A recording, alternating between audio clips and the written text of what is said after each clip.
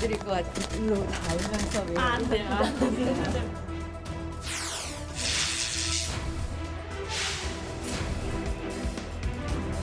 자유한국당 원내대표 나경원의 발걸음은 여기서 멈춥니다.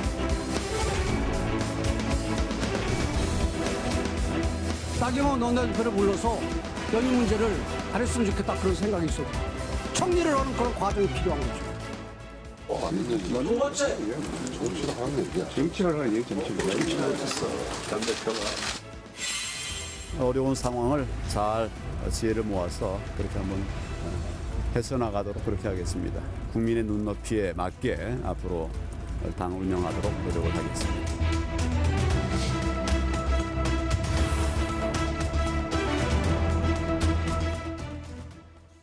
자, 검찰이 오늘 청와대를 압수수색했습니다. 지금도 하고 있는 것 같은데 민주당에서는 검찰에게 정치 그만하라 이런 흥분한 반응이 나왔습니다. 서울 송파을에 민주당 최재성 의원, 강원도 강릉시의 자유한국당 권성동 의원 자리했습니다. 어서 오십시오. 안녕하세요. 네, 안녕하세요.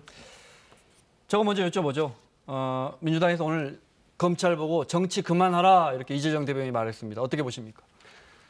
민주당이 검찰 수사를 방해하지 말라 이렇게 얘기하고 싶습니다. 지난 문재인 정부 출범 이후 네. 지난 정부에 대한 수사를 할 때는 잘한다 계속해라. 또 대통령이 여러 차례 특별수사 지시를 내렸어요. 네. 근데 이번에 청와대와 관련된 유재수 전 부시장 감찰 무마 사건이나 그다음에 울산시장 선거 개입 의혹 사건에 대해서도 국민적 의혹이 증폭되고 또 관련자가 그 중압감을 견디지 못하고 극단적 선택을 했음에도 불구하고 청와대나 민주당에서 철저 수사하라는 얘기는 한마디도 없어요. 네. 이런 적반하장이 있을 수가 없다. 그래서 민주당은 정치에만 몰두하고 검찰 수사에서는 네. 손 떼라 이렇게 얘기하고 싶습니다. 우선 청와대라는 그 특수성이 있잖아요. 개별 사건마다 다 이렇게 작년에도 한 번 있었어요. 네. 이렇게 하게 되면 저는 우선은 이것이 압수수색 영장이 도착하기 전에 언론에 유출이 됐어요. 청와대를 상대로도 지금 언론에 유출을 시켜요. 그래서 뭐 청와대라는 이런 이제 특수한 것에 이것은 일반적으로 검찰이 해왔던 행태대로 지금 하니까 네. 의심을 할 수밖에 없다. 또 하나는 이 사건 자체가 묵은 사건이거든요. 유재수 사건 1년 전이고 묵혀 왔다가 지금 꺼내서 네. 지금 하는데요. 그러면 왜 그동안은 안 했느냐. 그래서 정치적으로 자꾸 해석할 수밖에 없는 네.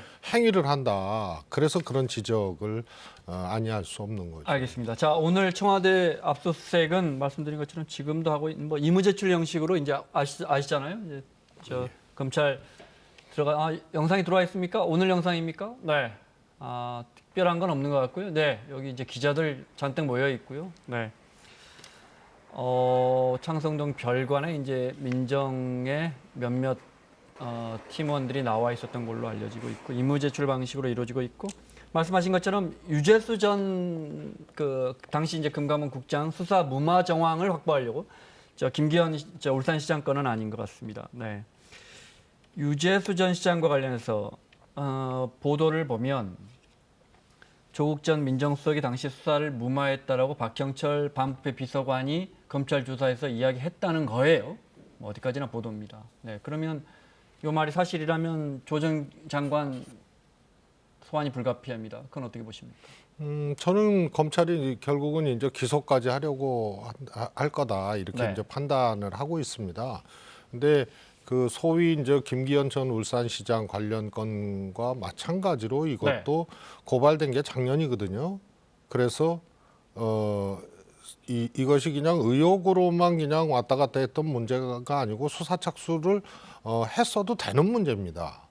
그리고 지금 특징이 뭐냐면 두 사건 다 소위 윤석열 총장과 과거 원팀이었던 분들을 소환해서 사망에 이르게 된 수사관이나 박정철 비서관이나 다 윤석열 총장하고 과거에 원팀이었거든요. 네. 정말 이 뗄래야 뗄 수 없는 사이인데 여기 통해서 진술을 확보하고 그 다음에 하는 그래서 진작할 수 있었던 사건인데 늦게 한 점 그리고 특정인의 진술인데 공교롭게도 그것이 윤석열 총장하고 과거에 이제 원팀이었던 분들을 대상으로 진술을 확보 내지는 이 시도를 하고 네. 그 다음에 단계에 진입하는 이런 특징을 보이고 있거든요. 그거 하나만 박형철 비서관은 그래도 민정에서 일했던 비서관인데 물론 검사 출신이고요. 네. 그렇습니다. 그런데 물론 친정집이긴 하지만 제가 누구 편 이렇게 말하기는 그렇지만 검찰 편으로 쉽게 돌아서고 윤석열 검찰총장의 측근이니까 쉽게 있는 그대로 말한다든지 또 사실을 부풀려 말한다 이렇게 생각하고 계시는 거예요? 그렇습니다. 예. 네. 어떻게 보십니까? 그 정말 근거 없는 억측이고요. 박형철 비서관은 문재인 대통령의 비서관입니다. 그리고 문재인 대통령의 성공을 위해서 2년 반 이상 충성을 다했던 사람입니다. 그리고 그 유재수 전 부시장 사건도 네. 무마하는데 공모자입니다.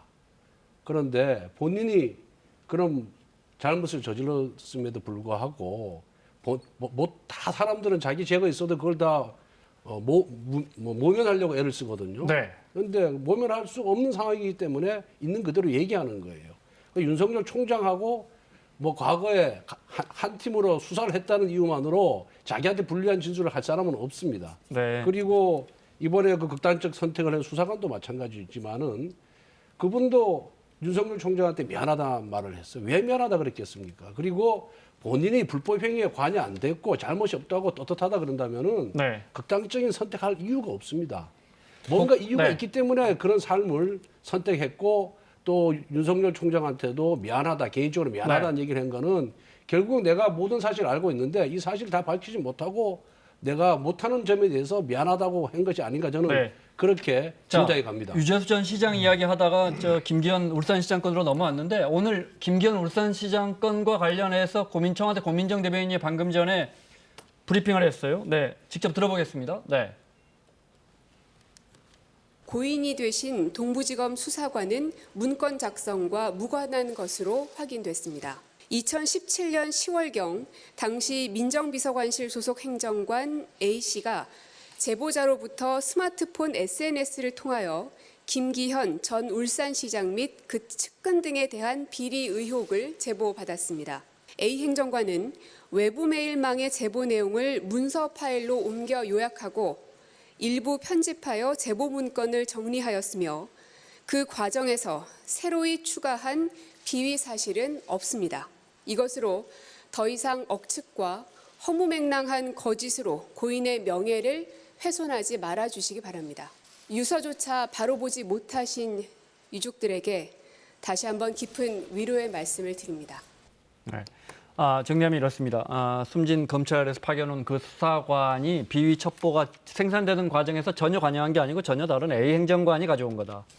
가공되지 않고 제보받은 그대로 들어왔다. 그다음에 그걸 백원우 민정비서관이 반부패 비서관실로 박형철 비서관에게 그대로 줬고 그것이 경찰로 갔다. 그동안에 이야기했던 거와 그대로입니다. 그다음에 숨진 수사관이 울산에 내려간 거 왜 고래고기 사건 때문이다 아니다 논란이 많았는데 그때 내려가서 작성한 보고서를 리포트를 기자들에게 고민정 대변인이 보여주면서 그때 이렇게 보고서가 여기 있다. 마지막에 어떻게 조치를 할 것인가 부분이 이 보고서에 이렇게 명시까지 돼 있다라고까지 이야기를 했어요. 네. 그러면 먼저 권위에게 이걸 여쭤볼까요? 그러면 첩보가 생산되는 과정, 첩보가 경찰로 내려가는 과정에 이 숨진 수사관이 아무 연관이 없다면 검찰은 무슨 수사를 냈고 이 수사관은 왜 숨진 걸까요? 그래서 저는 청와대의 발표 자체를 액면 그대로 믿을 수가 없다라고 생각을 합니다. 고래고기 분쟁 때문에 검경 갈등 때문에 현장에 갔다 왔는데 갑자기 극단적인 선택을 했다. 이거는 어느 국민이 이걸 믿겠습니까? 그리고 이 김기현 시장 이 문건 작성은 뭐 다른 사람이 일을 할 수도 있어요. 그렇지만은 이 그 작성한 행정관과 또 이 극단적 사무 선택의 수사관이 함께 갈 수도 있는 것이고 또 그 수사관이 수집한 정보를 전달할 수도 있는 것입니다. 그래서 그 작성 명의자가 다른 행정관이라고 해서 이 수사관이 관여하지 않았다라는 거는 네. 이걸 믿기가 어렵고요. 앞에서도 말씀드린 바와 같이 대체적으로 이제 검찰 수사를 받다가 극단적인 선택을 하시는 분들이 이유는 여러 가지가 있습니다만은 네. 대체적으로 이거 정말 검찰 수사를 받아보면이 수사를 하게 되면은 이건 어쩔 수 없이 이제 빠져나가기가 어렵다. 나의 그런 범법 사실 빠져나가기가 어렵다 할 때 가장 그렇게 결정을 하고요. 두 번째는 수사 과정에서 내가 알고 있는 사실을 다 얘기했는데 그것이 그로 인해서 다른 사람한테 인간적인 피해를 준다. 네. 그런 인간적인 괴로움 때문에 또 자살하는 경우가 있습니다. 그리고 세 번째는 뭐 조사받는 과정에서 모욕을 받거나 뭐 이렇게 했는데 모욕을 받거나 이런 경우가 있는데 이 경우는 지금 중앙지검이 지금 조사도 한 번 안 받았거든요. 그래서 조사받기도 전이기 때문에 네. 검찰 수사 과정에서 무슨 울산지검에서 조사는 한번 받았습니다. 거기에 네. 받았는데 그때는 뭐 네. 아무런 문제가 없었고 나는 관여한 바가 없다라고 진술했다 그러니까 아무런 문제가 없는 것이고 지금 재수사 과정에서 지금 조사를 안 받았기 때문에 네. 그 과정에서 어떤 모욕을 당하거나 인격 침해를 당한 게 없어요. 그래서 그건 아니고 결국은 뭔가 있기 때문에 네. 뭔가 내가 관여를 했기 때문에 내가 떳떳하지 못하기 때문에 이런 일이 일어났다 이렇게 생각합니다. 우선요, 뭐 고래고기 사건 때문에 갔다가 사망한 것이 아니고 그건 지난 일 아닙니까? 그런데 이번에 사망한 과정들을 보면요, 우선 한국당에서 유서 내용에 윤 총장한테 미안하다 이것을 자꾸 얘기를 하는데요. 가족을 잘 부탁한다는 얘기도 있어요. 네. 그리고 별건에 대한 압력이 있었다 이런 얘기고요. 그것은 지인들한테 이야기하는 과정에서 포착할 수가 있습니다.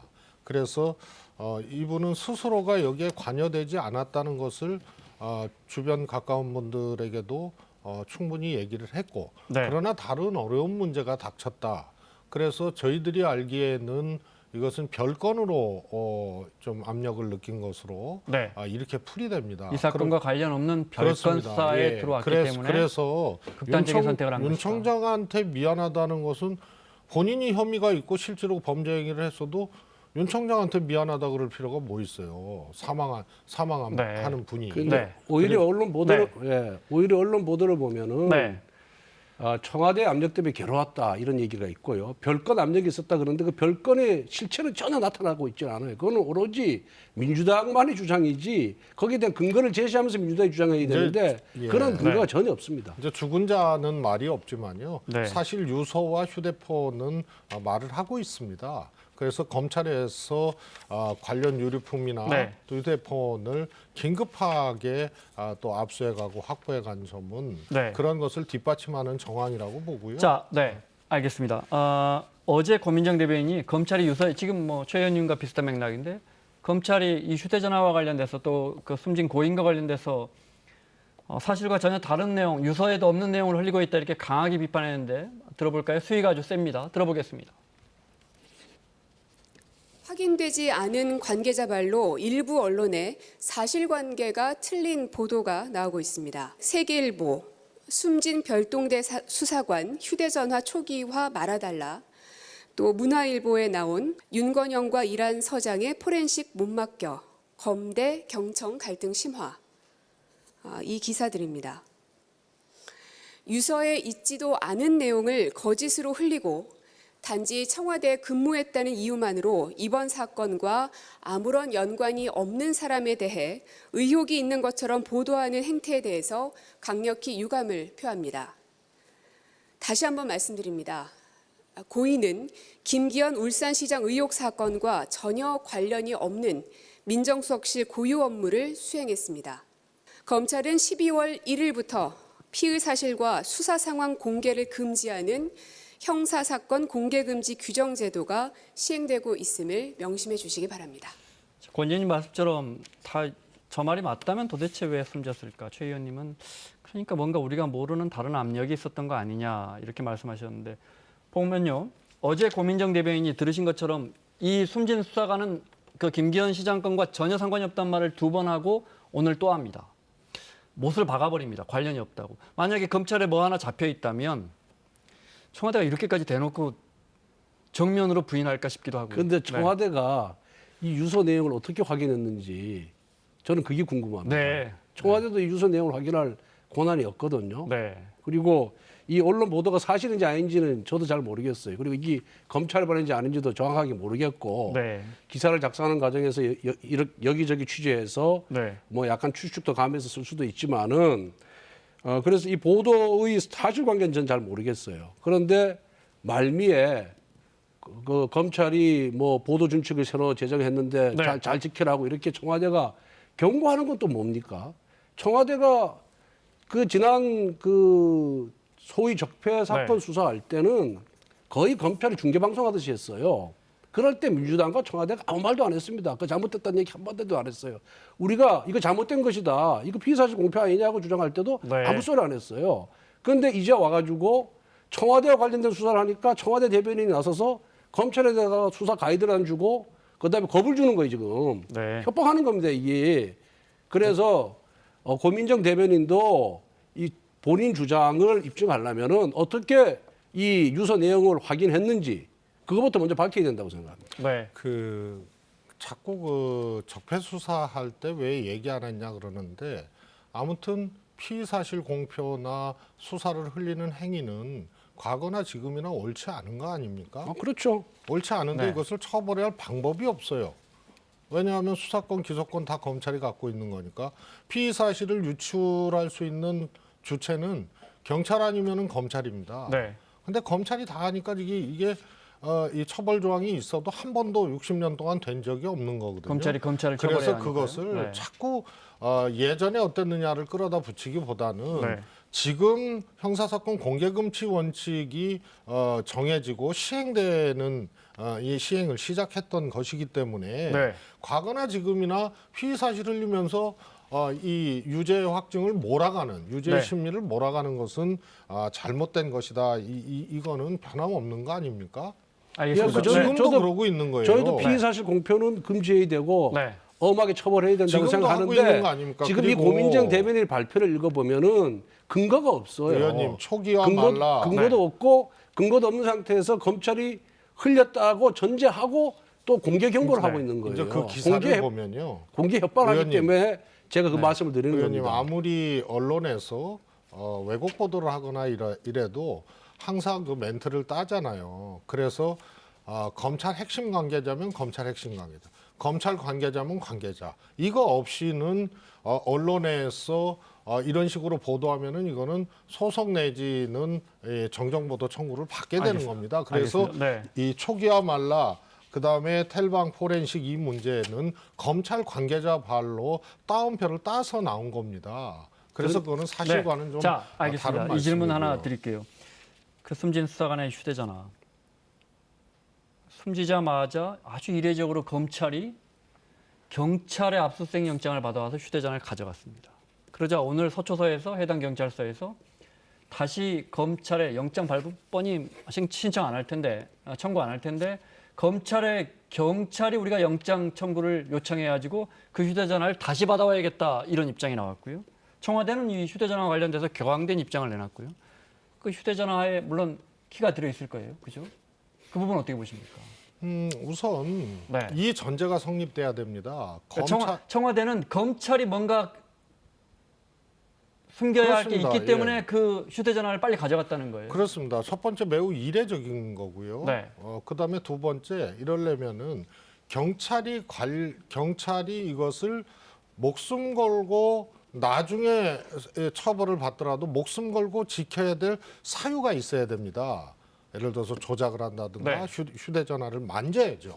그런데 그게 사실은 만진다 하더라도 그건 불가능한 거고 휴대전화를 아예 경찰이 없애버리지 않으면은 네. 검찰에서 이후에라도 휴대전화가 필요하면 확보할 수 있는 거거든요.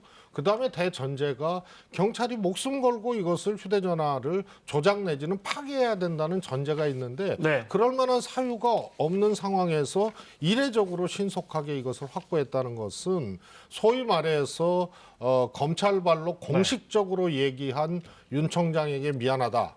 라고 했던 앞뒤 끊고 네. 했던 유세 내용이 사실은 거꾸로 해석되는 대목일 수밖에 없다는 네. 반증이라고 봅니다. 그러니까 서초서가 그 휴대전화 가지고 뭐 조작할 것 같지는 않은데 검찰이 그냥 검사 출신이시잖아요. 아니, 검찰이 그냥 그거 주세요. 우리가 수사지 하면 될 텐데 왜 저렇게 했을까요? 우선 네. 뭐 두 가지 이유가 있다고 봅니다. 첫 번째는 네. 검찰이 경찰을 불신하는 부분이 있을 거예요.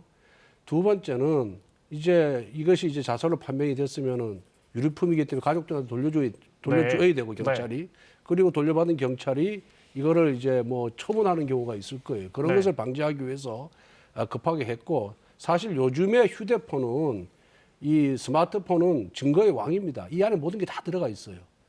우리가 일상생활 뭐 어떤 일이 여기 안에 다 저장돼 있기 때문에 갑자기 중요 참고인이 갑자기 이제 사망을 했단 말이에요. 그럼 검찰 입장에서는 수사를 하다가 맥이 풀린 경우고 그래서 증거 확보를 하기 위해서 휴대폰을 갖고 간 것이지 거기에 무슨 윤석열 총장하고 뭐 특별한 그런 관계가 있어서 갖고 간 것은 절대 아니라고 생각하고 그다음에 그 이유는 지금 검찰이 포렌식을 하는데 경찰을 지금 입회시키고 하고 있잖아요. 그럼 그만큼 검찰이 자기들 문제 때문에 갖고 간 것은 아니다라는 것을 반증하는 것이라고 봅니다. 네. 유시민 이제 포렌식 입회는 포렌식 이후에 그 자료를 정리하고 분석하는 것까지 포함되는 것은 아니거든요. 그래서 그 점은 내가 보기에는 피치 못하게 형식적인 과정이라고 해석될 수밖에 없고요. 또 하나는 이 전제에 대해서 해명이 안 되잖아요. 경찰이 휴대폰을 없애버리거나 파기하거나 인멸해버리거나 이럴 우려가 있지 않으면 검찰의 지휘를 받아서 움직이는 게 경찰 아닙니까? 그래서 언제든지 확보할 수 있는 거예요.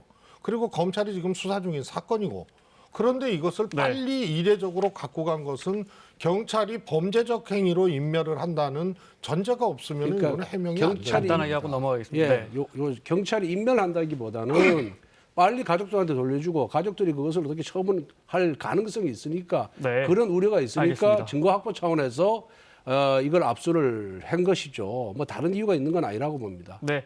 유시민 유시민 이사장이 지시하면 되는 거죠. 알겠습니다. 뭐. 다음 녹취 하나 지난번 드루킹 들어보시죠. 사건 때도 보시다시피 경찰은 수사를 제대로 안 했잖아요. 증거 인멸할 기회를 다 줬어요. 그건 포렌식 좀 수사 다른 문제고. 드루킹 알겠습니다. 사건 할 때. 이야기가 너무 길어지니까. 그래서 네. 경찰에 대한 불신이 기본적으로 깔려 있는 휴대폰이 거죠. 필요하면은 경찰에 이건 수사에 필요한 거니까 네, 같은 이야기가 가족들에게 반복되니까 돌려주는 끊겠습니다. 것을 네. 조금 늦추라고 네. 얘기할 수가 있죠. 유시민 이사장이 검찰이 청와대를 공격하려고 이 김기현 시장 건을 가져왔다 이렇게 주장했어요. 들어보겠습니다. 중앙지검이 이 건을 내가 볼 때는 우리 황운하 청장님을 선보이려고 하는 것 같지는 않고 청와대를 공격하기 위해서 이 사건을 가지고 왔다고 저는 추측해요. 차제에 청와대도 치고 이 경찰 쪽에서 이 수사권 독립의 기수 역할을 20년 가까이 해왔던 저 못된 경찰도 손을 보고 1타 3피 4피 정도 하는 것 같아. 윤석열 총장이 평소에 굉장히 아끼던 수사관이라며요. 아끼던 사람을 그렇게 하나요? 그러고 그 유가족들이 윤 총장한테 굉장히 격한 항의를 했다는 이야기도 있고요.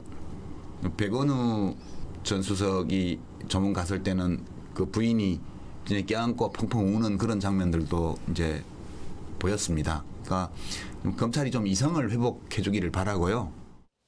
자, 유시민 이사장 이야기는 그러니까 그 숨진 수사관의 가족들이 과연 백원우 전 비서관에게 하소연했겠느냐, 윤석열 검찰총장에게 하소연했겠느냐, 그 빈소에서 이런 이야기 같아요. 그러면서 청와대를 공격하려고 검찰이 이 사건 가지고 왔다. 어떻게 보십니까? 기본적으로 이 울산시장 부정선거 개입 사건은 청와대 민정수석 비서관실의 주도로 이 사건이 선거 직전에 이루어졌다고 보는 겁니다. 그와 관련된 여러 증거가 지금 나오고 있거든요. 그렇기 때문에 이 청와대가 과연 청와대 민정비 백원우 비서관이 관여했는지 안 했는지를 밝히기 위해서는 수사를 할 수밖에 없는 거예요. 그걸 갖고 청와대를 치기 위해서 이걸 갖고 왔다라고 주장하는 거는 우리 유시민 이사장의 정치적 상상력이 너무 뛰어나다 이렇게 비판할 수밖에 없고요. 또 우리 유시민 이사장은 이 지금 뭐 유가족의 반응도 제대로 나온 게 없어요. 없음에도 불구하고 뭐 윤석열 총장한테는 항의하고 저쪽에서는 뭐 가슴을 파묻고 울었다. 마치 같은 편인 것처럼 이런 식으로 주장하는 거는 이거는 유가족에 대한 옳은 네. 태도가 아니라고 봅니다. 그 유가족이 백원우 부인이죠. 백원우 전 비서관에게 네. 그렇게 부둥켜 안고 울은 거는 화면에서도 나오지 않습니까? 그래서 그거는 그냥 액면 그대로 보시면 아니, 그게 되고요.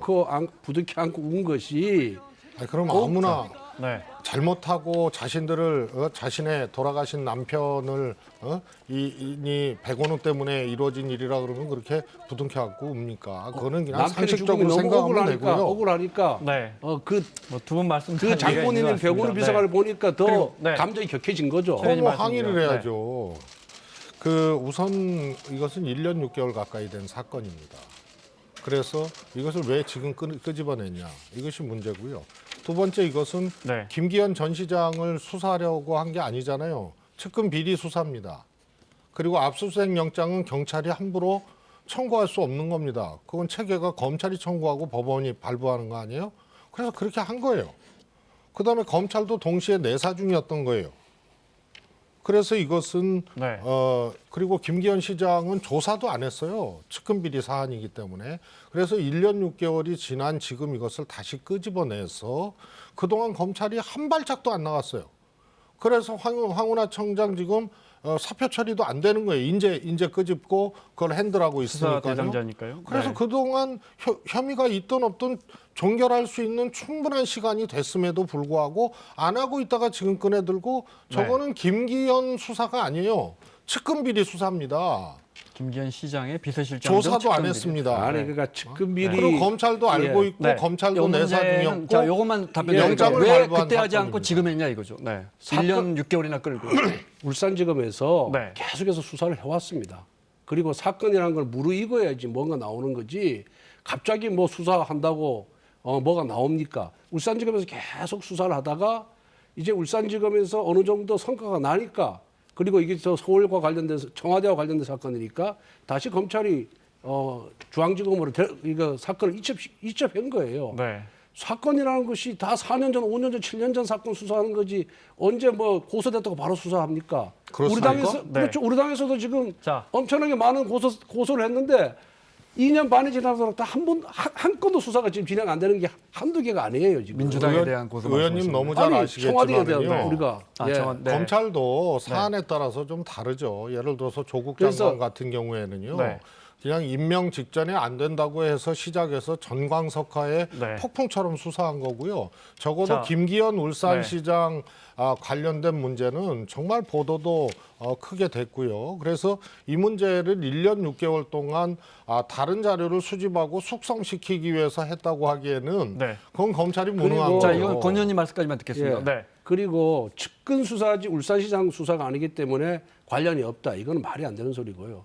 선거를 앞두고 측근에 대한 수사를 하면 비서실장이나 동생, 가족에 대한 수사를 하면 그 영향력은 후보자 당사자한테 가는 겁니다. 자꾸만 측근 네. 수사라고 해서 알겠습니다. 울산시장 네. 선거와 관련이 없다는 식으로 이렇게 분리를 시키려고 애쓰면은 네. 국민이 믿을 사람이 없어요. 저는 개인적으로 자. 이 얘기를요. 네. 그 소위 말해서 이 사건을 경찰에 이첩했다는 시기 있지 않습니까? 그 훨씬 이전에 들었어요. 알겠습니다. 울산 지역에서는 파다한 얘기였고요. 시간이 한 2, 3분밖에 안 남았는데 그래도 자유한국당 이야기 좀 하겠습니다. 네, 이게 왜 패트 처리하고도 연관이 있어서 나경원 원내대표 임기가 다 돼가는데 연장 좀 해보려다가 안 됐습니다. 그래서 오늘 아침에 황교안 대표 있는 그 천막의 최고위원 회의에는 나 원내대표가 가지 않았고 의총에는 참석했는데 의총에서의 나경원 원내대표 이야기 잠깐 들어보겠습니다. 오늘 의원총회에서는 임기 연장 여부에 대해서는 묻지 않겠습니다.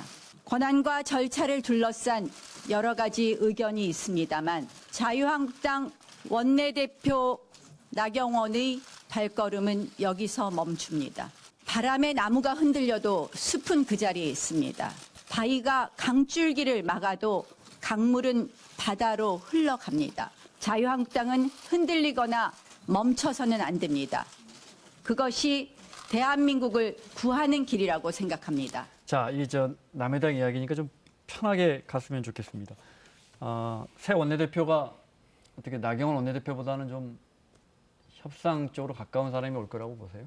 모르겠습니다. 네. 김성태 원내대표가 갈 때 왜 내가 그리울 거라고 하고 갔잖아요. 네. 그런데 적어도 객관적으로 시기가 이제 총선에 다가가고 각 당은 이제 공천이 시작이 되잖아요. 그러면 이게 퍼펙트하게 각 당이 이렇게 목소리가 단일하게 안 나옵니다. 네. 소위 말해서 이제 공천 여부에 따라서 반발도 일어나고 네. 또 정계 개편도 일어날 수 있고요. 이합 집산도 일어날 수 있는데요. 저는 100% 그 상황이 야당은 오리라고 봅니다. 그래서 차기 원내대표가 누가 되든 간에 네. 이것을 어떻게 잘 관리하고 진행해 갈 수 있느냐가 관건이지. 네. 저는 충돌이나 이견은 갈등은 불가피할 거라고 보고 있습니다. 새 원내대표가 언제 뽑히죠? 뭐 이제 뭐 오늘 내일 합니까? 3일 전에 네. 공고하게 돼 있으니까 네. 금요일 날은 좀 어려울 것 같고요. 아, 그래요? 다음 주 네. 월요일쯤 하지 않을까. 다음 주 월요일이면 9일이고 아마 9일쯤 상정할 것 같은데 선거법이 그 새 원내대표에 따라서 혹시 선거법이 협상 쪽으로 기울어지게 당이 선회할 수도 있습니까? 어떤 원내대표가 오느냐에 따라? 뭐 원내대표가 바뀌면은 네. 조금 전략도 바뀌지 않을까 이런 생각이 들고요. 네. 가장 중요한 거는 국정 운영에 책임이 있는 정부 여당의 태도라고 생각합니다. 정부 여당이 어느 정도 양보하려는 네. 그런 의사가 있어야 그런 협상과 타결의 물꼬가 트이지 네. 지금과 같이 꽉 막힌 상태로 아주 고압적인 자세로 무조건 너희들 우리한테 다 항복하고 들어와라는 식으로 그런 태도를 보인다면은 원내대표가 바뀐들 네. 그런 소위 상생의 정치는 어려울 거다 이렇게 봅니다. 자, 마지막 질문 드려야 합니다. 시간 때문에. 제가 오프닝에도 말씀드렸지만 제가 정치부에 물어봤더니 가장 근접한 시나리오가 이제 다른 언론사의 분석도 그렇고 9일쯤에 상정을 하면 10일 날 정기국회가 끝나니까 패스트트랙을 하루 반나절밖에 못하고 이제 국회가 끝나버립니다. 그러면 임시국회 12일 날 열어서 선거법 올리면 이제 그건 필리버스터 못하니까 그러면 이제 만약에 149석 이상 확보했다면 선거법은 11일 넘어서 처리가 유력해지는 겁니다. 어떻게 하실 겁니까? 저희들은 네. 뭐 여러 번 얘기했지만은 역대 모든 집권당이 야당과 합의 없이 선거법을 처리한 전례가 없습니다. 그러니까 그 이야기는 뭐 제가 이 자리에서 예. 수십 번 들었고 앞으로 어떻게 하실지를 여쭤보는 겁니다. 저희들은 뭐 그 의원직 사퇴하고 네. 국민들에게 호소하는 길밖에 없다고 생각합니다. 네. 정치라는 게 이렇게 열을 요구했다가 안 되면 다섯. 지금 상황에서는 나머지 정당들끼리 합쳐서 그게 정당하다는 뜻은 아닙니다. 어쨌든 표로 통과를 시키려고 하면 정치라는 게 다섯 안 되면 셋이라도 받아내서 협상을 해야 되는 거 아닙니까? 협상을 안 하는 모습 같아서. 근데 네. 그게 경우에 없는 요구를 하는데 네. 그걸 어떻게 받아들이겠습니까? 우리가 18, 19대 여당일 때 네. 우리가 선거법 마음대로 처리할 수 있었지만은 안 했어요. 네. 민주당의 의견을 다 들어서 합의 처리했습니다. 민주당도 그 정신을 잊어서는 안 됩니다. 그게 의회 민주주의입니다. 자, 그 얘기는 뭐 수십 번 했는데요. 사실 선진화법 패스트트랙법은 무엇이든 논의해서 국회를 의사가 진행되고 의결할 수 있는 기관으로 하되 그 요건을 엄격히 해서 다수당이 마음대로 처리할 수 없게 만들었습니다. 어느 한 정당도 과반이 된다고 이거 처리할 수 있는 게 아니고 60% 이상의 동의를 받아야 패스트트랙 절차에 들어갈 수가 있거든요. 그래서 의결은 엄격하게 하고 물리적 충돌이나 동물국회 하지 말라는 게 선진화법입니다. 그래서 이 전제는 네. 평화적으로 모든 것을 논의하라는 얘기고요. 의원님 그 여당이 무조건 야당 무릎 꿇어라 이렇게 얘기를 하시는데요. 그럼 네. 거꾸로 야당이 안 된다 그러면 무조건 다 안 되는 겁니까? 그래서 오히려 네. 여쭙고 싶은 선거법은 지금까지 게 그렇게 왔어요. 아니 네. 여쭙고 싶은 게 예. 그렇지 않습니다. 뭐냐면 야당이 마무리해야 합니다. 네. 예, 야당의 안을 가지고 협상을 해야죠. 그 전에 협상하다가 안 되면은 그냥 안 된 거고요. 패스트트랙법 이전에도요. 그러나 무엇을 얘기하는지를 모르겠어요. 그러면은 그래서 무조건 안 된다는 필리버스터를 건지. 보장을 해야죠. 왜 보장을 안 합니까? 여러분들이 자. 패스트트랙 하면은 네. 소수당이 걸린 필리버스터는 허용해야지. 우리가 의원님. 그 테러 방지법 할 때 구의를 허용했어요. 그렇습니다. 다 들어줬습니다. 네. 예. 그런데 의원님. 지금 안 들어주겠다는 거 아닙니까? 이런 거죠. 아닙니다. 그게 야당이 바꾸고 반대하는 패스트트랙법에 대해서는 필리버스터 안 할 수가 없습니다. 할 겁니다. 근데 199개 법안, 민생 법안 그것도 합의해서 법사위 통과해서 본회의 올라온 법이나 올라오고 있는 법을 네. 통째로 지금 자. 안 하겠다고 하니까 이거는 합의된 법에 대해서 그렇게 할 필요는 자, 없는 제가 거 시간을 맞추려다 보니까 아닙니까? 계속 말이 이어지는데 권위는 아주 짧게 말씀하고 마무리하겠습니다. 네. 그래서 정부 여당이 좀 큰 집다운 포용성을 갖추고 네. 야당의 요구, 그다음에 국회에 관한 의회 민주주의 본질을 좀 직시해서 좀 역할을 해주기를 부탁드리겠습니다. 자, 마무리하겠습니다. 민주당 최재성 의원, 자유한국당 권성동 의원과 함께했습니다. 수고하셨습니다.